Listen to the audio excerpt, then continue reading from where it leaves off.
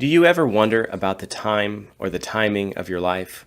Why you live in the time that you do? How about where you live? Why do you live where you live? Why do you do the job that you do or act out in the context that you find yourself?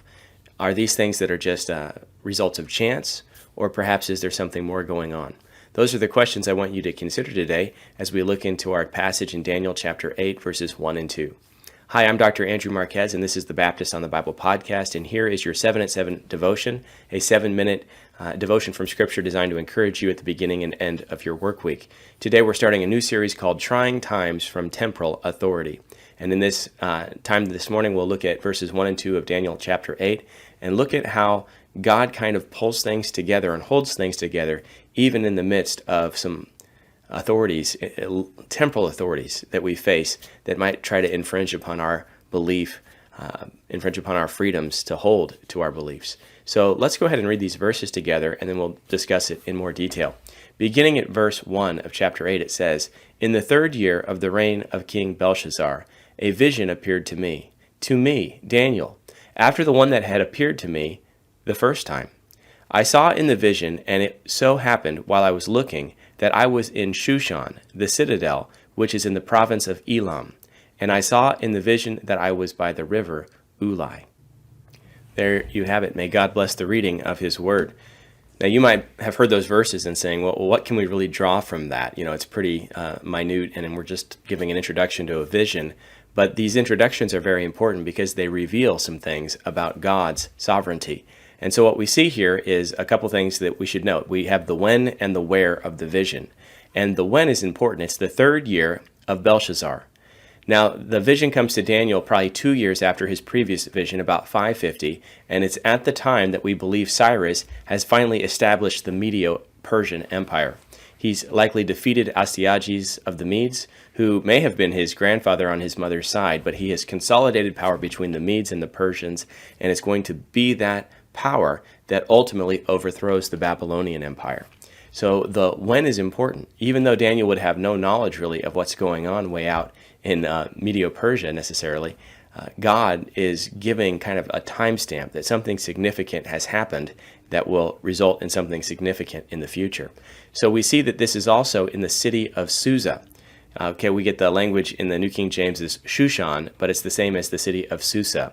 This is 200 miles east of Babylon, and what's interesting is that this location will become the administrative capital of Persia. So what is Daniel doing in the middle of kind of nowhere for his concerns? This is not an important place for Babylon so much, but it's going to be the central location for the Persian government. So we see it's given at the time that the Persian government is established in a location that will become the citadel. And it's an important location. We see in Nehemiah 1:1 that it came to pass in the month of Chislev, in the 20th year, I was in Shushan, the citadel.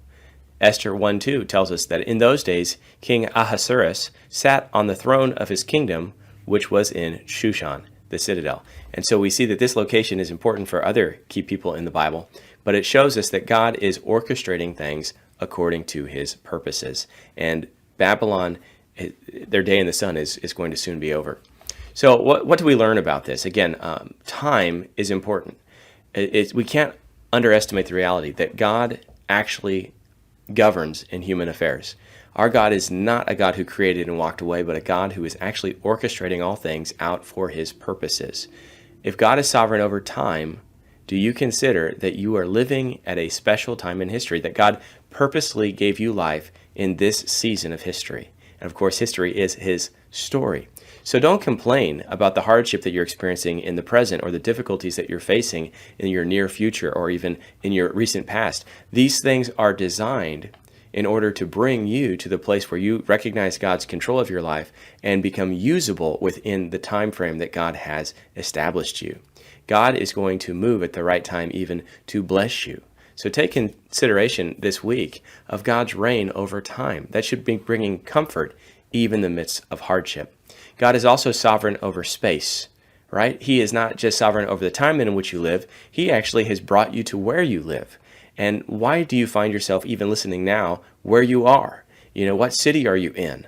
What country do you live in? And why has God placed you right there?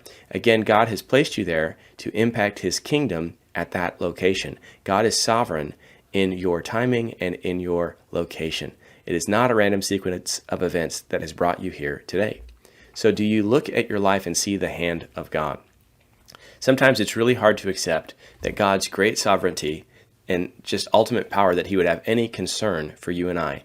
But you have to remember the words of Jesus. In Matthew 10:30, he says, "The very hairs of your head are all numbered." As we face difficult times, and temporal powers will try to challenge our ability to have faith, to exercise faith, even to speak of our faith, we find comfort in God's ultimate control over the timing and location of our life. I wanted to close with a story. Henry Norris Russell was a Princeton astronomer, and he would often give lectures. And one day he was lecturing on the Milky Way and how large it was.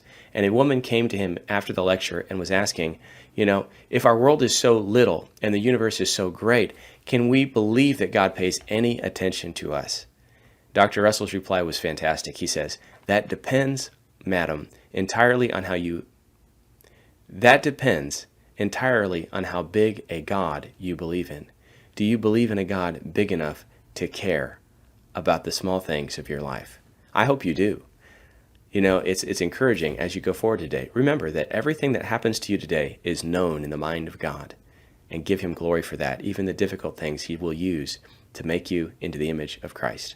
I hope you're encouraged. If you are encouraged, please take time to share this podcast or rate this podcast. If you're watching it on a video, you can if it's on a podcasting site, you can often rate it as well. Give it a 5-star rating if you would. May God bless you. Take care today.